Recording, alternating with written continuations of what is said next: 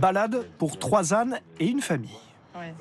Vous allez prendre à droite, vous allez traverser tout le village. Ok, parfait. Prosper, Fabien et Chocolat seront les compagnons de vacances de la famille Armand. Et voilà. Pour découvrir la vallée de la Blanche au cœur des Alpes de Haute-Provence. Mais il y a encore quelques craintes avant le grand départ. Je pense que ça va être marrant des fois.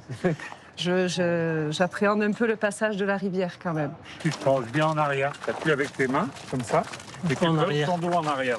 Voilà. Ici, sur les chemins entre les sapins et les prairies, les ânes ont une longue histoire. Depuis le XIVe siècle, ils sont élevés dans la vallée.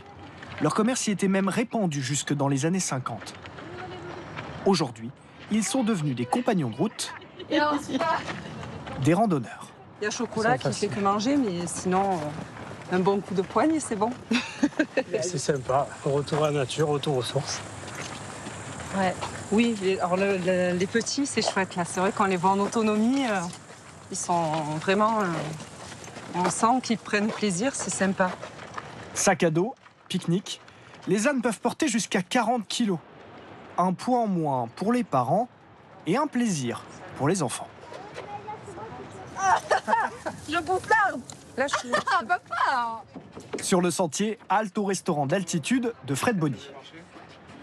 Vous avez installé une belle table là, c'est sérieux, avec impeccable. le vue sur votre prochaine destination. Ah, on est d'accord, c'est bien dans le ballon, là où on voit l'eau. Puis là, on va voir la cabane du mulet juste devant. Allez, on va bien manger les enfants parce que... Allez.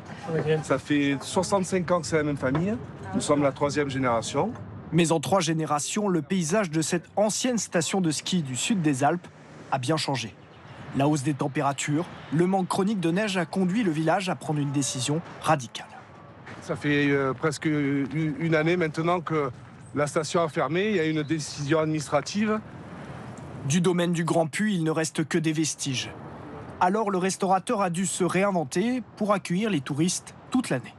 Ça, on le fait par le cadre, l'accueil, l'assiette et beaucoup d'animation. La famille Armand est déjà repartie, à la recherche de son campement du soir. Et ce n'est pas toujours simple de trouver le bon chemin. Passer devant l'entrée des trucs, de la colo. Oui, on va y aller au feeling, là. Des fois, on se perd. On est toujours réussi à revenir, mais des fois, la boucle est plus longue. Un détour de plus d'1 heure, quelques chemins de traverse pour atteindre enfin le point de bivouac. Où les attend Éric Tourette pour le ravitaillement. Le repas pour ce soir. En 3 ans, son association a recueilli 23 ânes abandonnés. Pour lui, ils font bien plus que de porter des bagages. On essaye de mettre la bonne personne en adéquation avec l'âne avec lequel il part. L'avantage de l'âne, c'est que c'est avant tout une vraie éponge émotionnelle pour les enfants, donc principalement, mais pour les adultes aussi. Hein. Il y en a qui partent avec moins de bagages, moins de fardeau quand ils rentrent chez eux. Un bivouac grand luxe dans les alpages avec matelas et couette pour les plus frileux.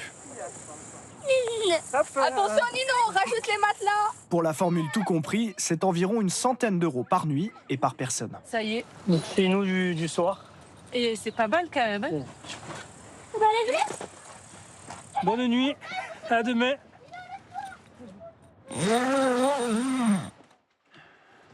Avant de reprendre le chemin des montagnes, Il faut enlever toutes les petites branches. les ânes ont aussi droit à leur toilette matinale sous la responsabilité de Marlon et Nino. C'est reparti. Objectif, la cabane des mulets, à 1800 mètres d'altitude. Allez, va bien. Allez. L'ascension est ardue. Allez, Prosper, allez. Va bien, viens là. Et après 3 heures de marche, Ça passe bien. le refuge. Ici, le maître des lieux est Jean-Marc Isoire. 40 ans qu'il garde les vaches des éleveurs de la vallée. Les premières années, les bêtes, c'était un peu des panthères. Quand j'en attrapais une, pour la rentrer dans le parc, c'était impossible. Je l'attrapais. Alors souvent, je les attrapais au lasso, mais des fois, une demi-heure après, je courais encore derrière, quoi. La famille Armand découvre un berger, artiste à ses heures. Lui, il n'est pas fini. Celui-là, le loup, il y a un moment que j'ai fait. Et fin connaisseur des animaux de la vallée. Quand il fait mauvais, je lis. Et quand il fait beau, je dessine. Ni plus ni moins. Ça m'occupe. Après, tu allais voir les marches, on est bien d'accord. Oui, quand même. Dernier coucher de soleil en montagne pour la tribu Armand.